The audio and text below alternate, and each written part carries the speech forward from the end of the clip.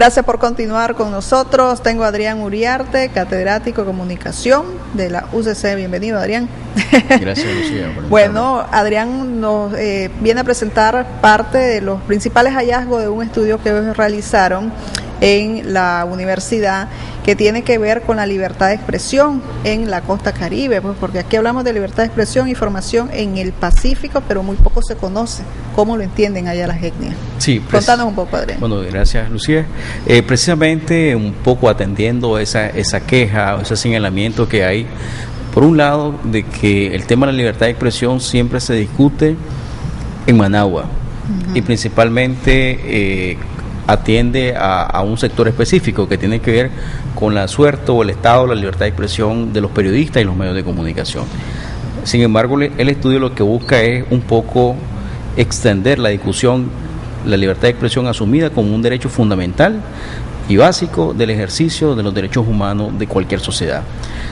Y atendiendo ese precepto básico es que se hizo el estudio en la costa Caribe con informantes clave, en este caso líderes comunitarios, líderes religiosos, promotores de derechos humanos, ONG y jóvenes que están de cierto modo activos participando en la vida pública de su etnia, de su comunidad.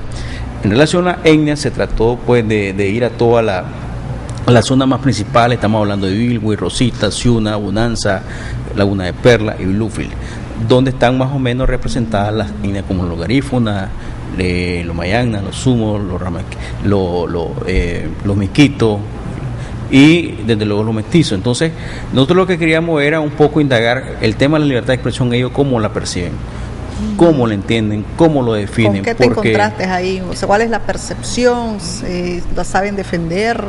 Bueno, en el caso de la libertad de expresión, ellos tienen varias perspectivas al respecto. Una tiene que ver con el tema del idioma y el dialecto.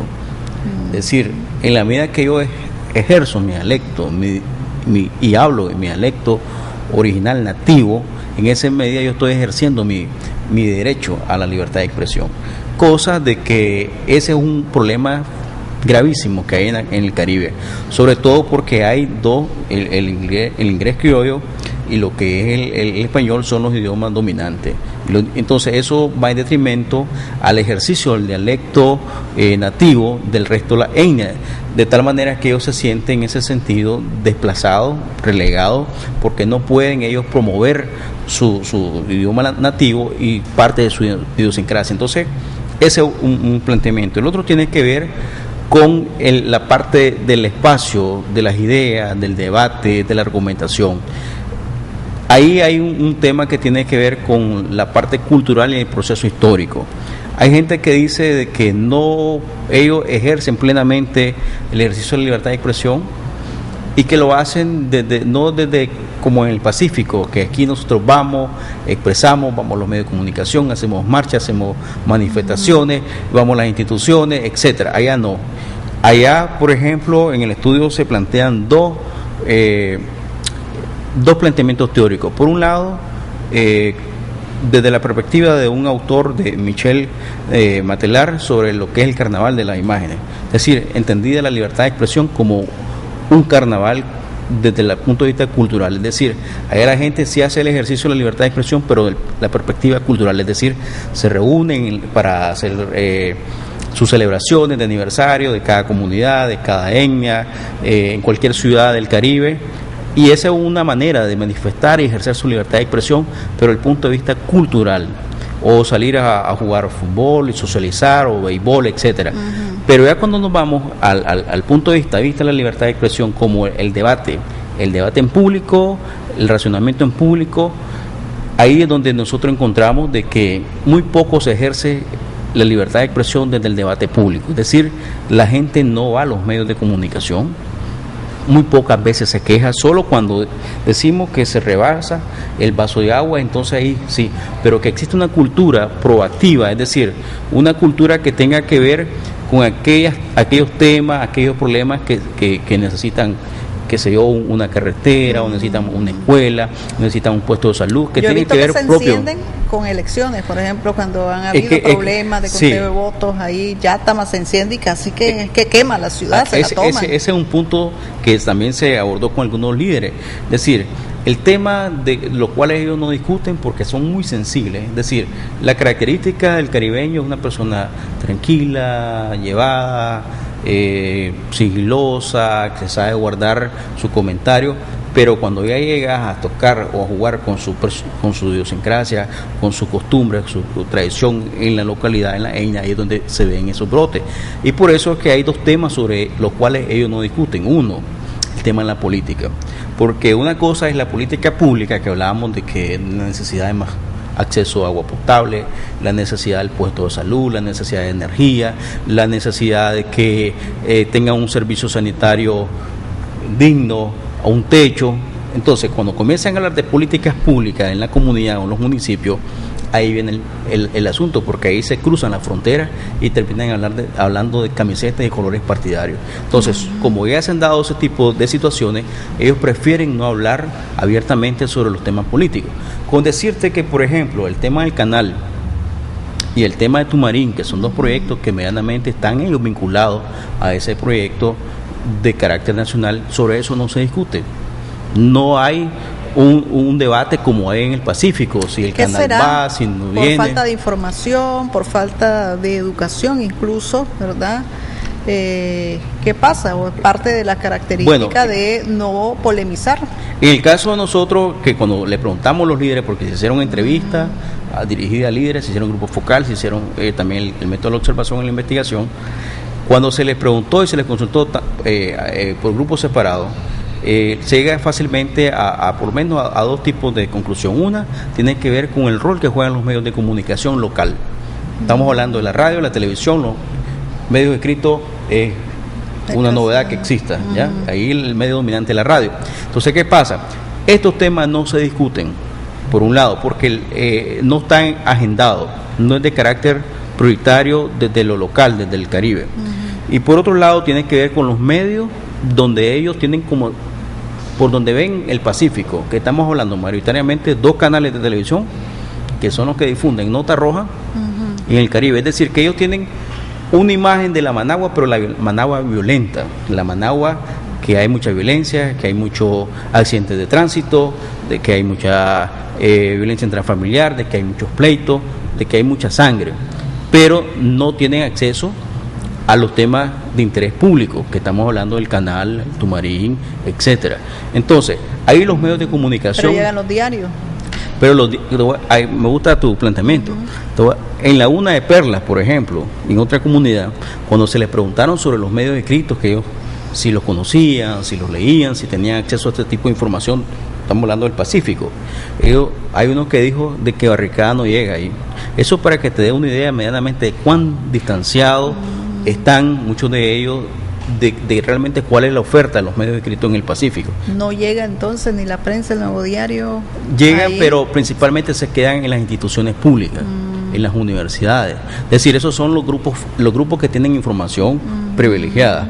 Pero el líder comunitario, el que está en su zona, muy poco tiene acceso. Y lo otro tiene que ver con la radio. Es decir, la radio es el medio dominante, pero la radio la ocupan ellos como un medio de servicio social, para mandar una felicitación, una complacencia musical, un aviso de que alguien se quedó atrapado, tal comunicado, y hay que llegar a retirar la carga, etcétera, pero no para ejercer el derecho a la palabra como un ejercicio de debate que tiene que ver con temas propios de la localidad. Lo que medianamente tienen acceso al debate son los promotores de derechos humanos, y estamos hablando desde su más amplia dimensión, es decir, lo que tiene que ver con la promoción de la ley 779, los temas de la organización propia comunitaria, de cómo ellos pueden trabajar y mejorar y alcanzar su desarrollo humano, el tema que tiene que ver con tema de agua potable, salubridad, esos temas sí ellos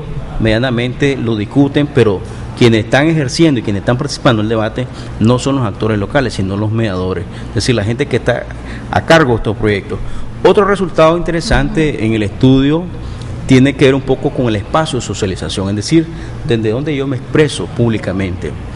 En ese sentido, en el espacio de socialización, el tema de donde ellos se sentían con mayor confianza y seguridad para hablar, para expresar sus ideas, lo hacen desde la comunidad o el hogar y lo hacen desde la iglesia. Es decir, ellos pueden ir al parque y se pueden convocar y todo, pero no para debatir, sino para hacer eventos lúdicos, deportivos. Pero en el caso, por ejemplo, donde ellos sí sienten de que pueden expresarse es en la iglesia, la comunidad o en el hogar. Esto llama la atención porque como tienen ya una trayectoria y una ascendencia y una herencia histórica, cultural, sabemos de que son relaciones de poder, relaciones verticales, es decir, donde está el huita, donde está el anciano, donde está el padre de familia, donde está el líder religioso, y eso desde luego difícilmente puede haber un nivel de empatía, un nivel de un diálogo horizontal, donde alguien puede hablar abiertamente sobre un tema y sobre temas sensibles que tienen que ver con salud sexual y reproductiva, por ejemplo, sobre esos temas, sobre temas que tienen que ver sobre las necesidades de los jóvenes. Por ejemplo, los jóvenes que se les entrevistó, ellos tienen una visión distinta a la visión que tienen los líderes o las personas de cierta edad, mayores de edad. Los jóvenes entienden la libertad de expresión como la conquista del espacio público. Es decir, ya llegué a cierta edad y entonces ahora yo ya no voy a tener derecho, o mi padre o mi madre o mi tutor ya no va a tener el nivel de autoridad que tenía sobre o ejercía sobre mi persona. Entonces, ese más o menos el caso del espacio de socialización desde la iglesia, y eso nos preocupa en el sentido de los medios de comunicación. ¿Ustedes este estudio lo entregaron a quién, con quiénes lo compartieron? Bueno, allá en el Caribe. En el caso, por ejemplo, allá, para ver cómo cambiar. O sea, porque el estudio se hace para ver de qué manera se puede contribuir los diferentes promotores, diferentes organizaciones que están asentadas allá, a que empoderar a la gente. Bueno, en primer lugar, el estudio pues se está presentando el sábado pasado, tuvimos la oportunidad en el Foro de Política Pública y Libertad de Expresión, en saludo al Día Internacional del Periodista, en la UCC, lo logramos presentar esto ante el auditorio que estuvo presente, pero también va a haber una retroalimentación, es decir, se espera que este estudio también se comparta en el Caribe. Estamos haciendo alguna comunicación con una universidad del Caribe para ver si también en ese espacio se logra compartir este estudio, porque es un estudio pionero en el sentido de que aquí se puede dar pie para hacer otros estudios. Por ejemplo, aquí no se incluye la visión de las autoridades públicas, los funcionarios públicos. Aquí no se incluye la visión que tienen los alcaldes, los concejales, los delegados de gobierno, ni el sector privado, ni tampoco se incluye la opinión de otros actores, como por ejemplo la diversidad sexual, por ejemplo, que tiene mucho que decir sobre el tema, y sería bueno preguntar a ellos cómo ejercen su libertad de expresión en el Caribe. Entonces creemos que hay todavía mucho que decir sobre el tema, inclusive los medios de comunicación local no se les incluyó en esta parte. Por eso nosotros decimos que es un estudio diagnóstico, es decir, un punto de partida para poder despertar y abrir otras aristas del fenómeno que seguramente no se puede explicar únicamente, porque este es un estudio de carácter sociológico, es decir, va más allá de la mirada de la comunicación entendida de los medios periodistas. Lo que se busca es un poco recoger las causas, la visión, las miradas que tienen todos estos actores que a quienes se les consultó, y darle una explicación de carácter sociológico desde el punto de vista de la comunicación. Pero aquí hay mucho que decir todavía sobre el tema. Creemos de que no es una cuestión que está agotada, pero sí lo que queríamos era un poco plantearlo, porque era como una especie de deuda que teníamos alrededor del tema, y es una primera aproximación que lo estamos haciendo sobre el tema.